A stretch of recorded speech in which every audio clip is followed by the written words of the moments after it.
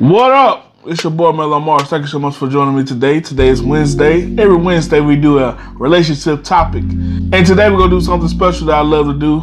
It's a social experiment with Mello Mars.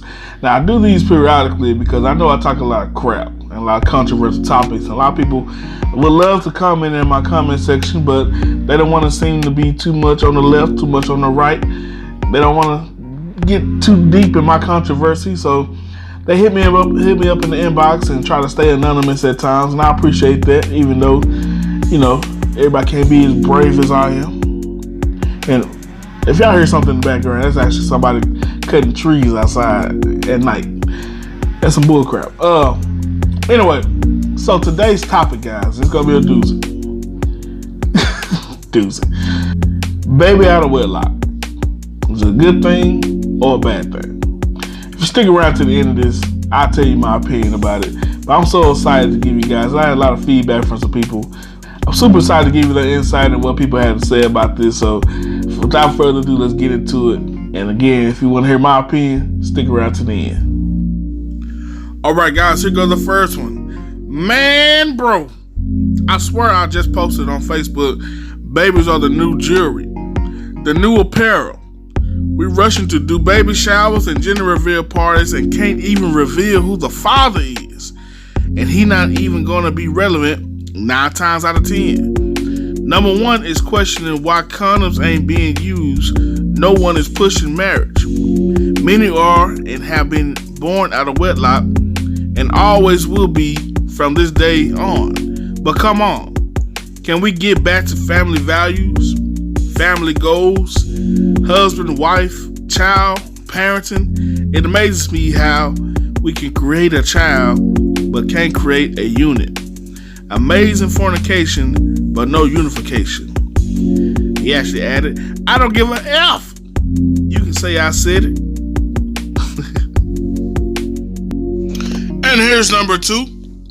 It says childbirth is completely natural.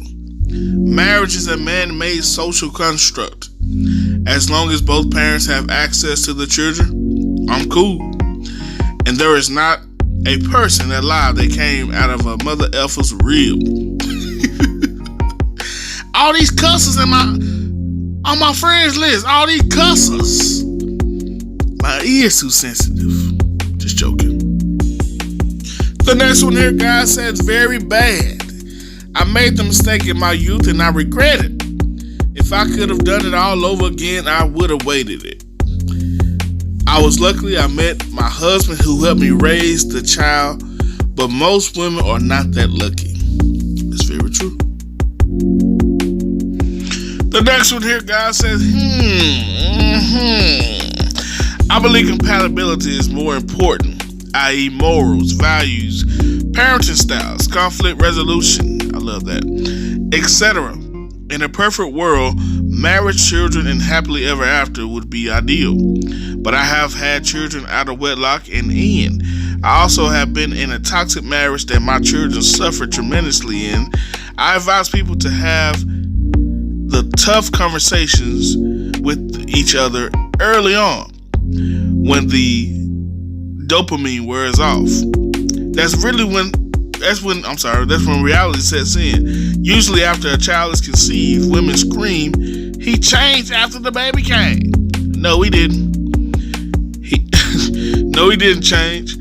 You overlooked the warning signs during the great sex and lust stage. With all the power we boast about having as women, we need to be more honest and accountable with ourselves and each other. You better preach!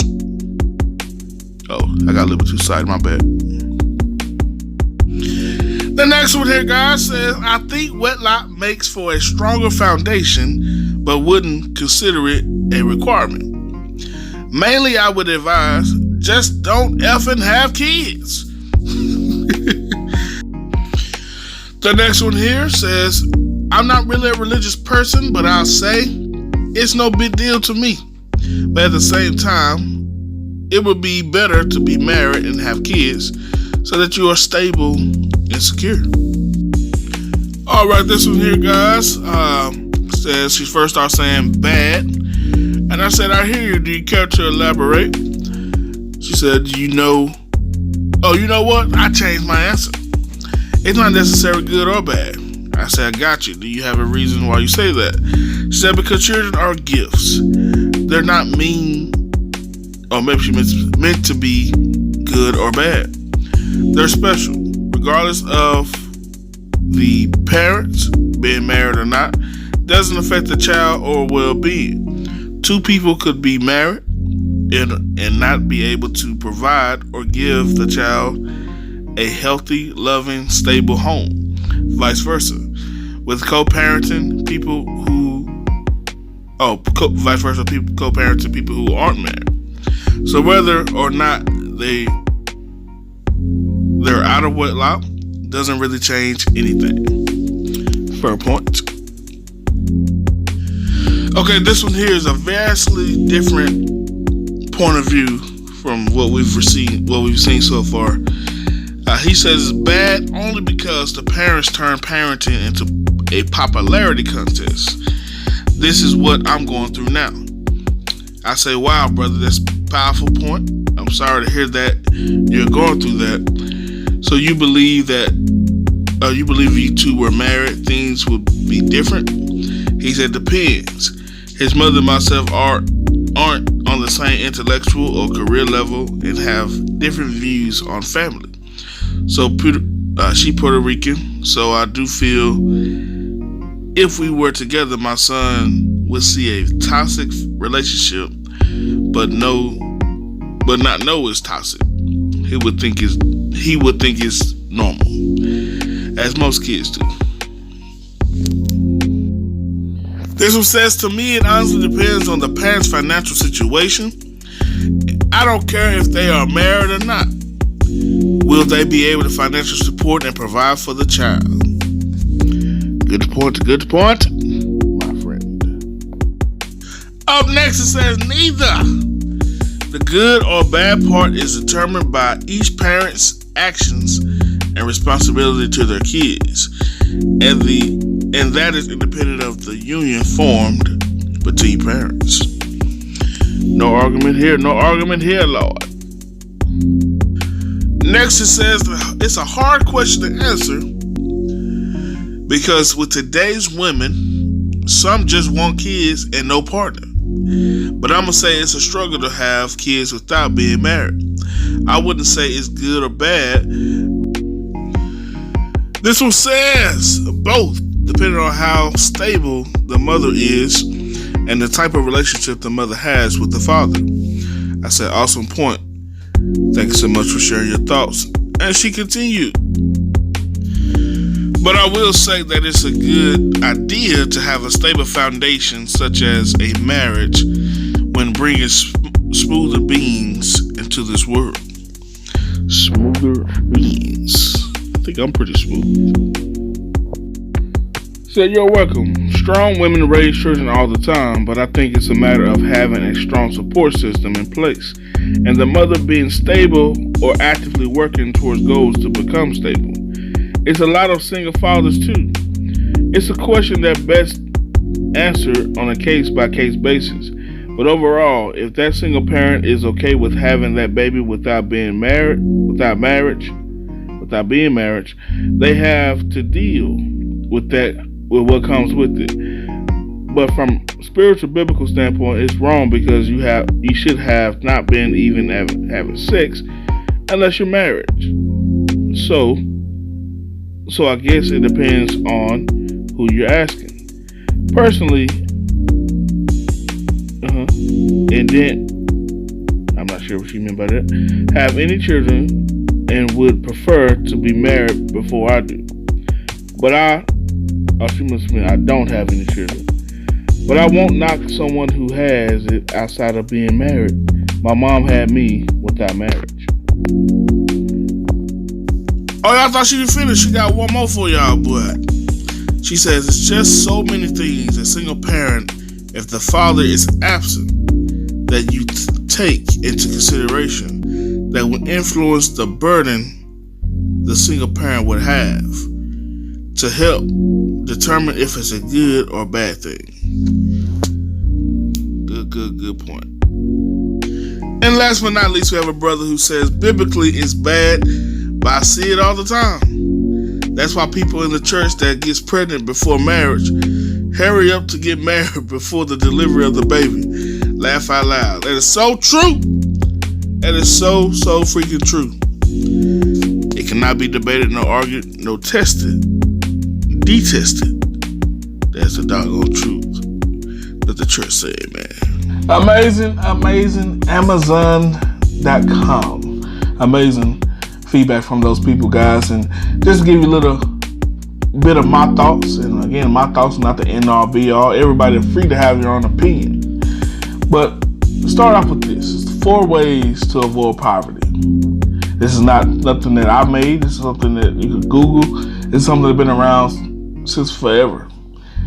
Graduate high school. No kids before marriage. Get a job. Get some kind of income coming in. And avoid getting inside the court system, the jail system, whatever the case may be. Stay out of trouble. Put it like that. Let's go back to number 2. It's just what this topic is all about. Why does having a child after marriage helps you avoid poverty?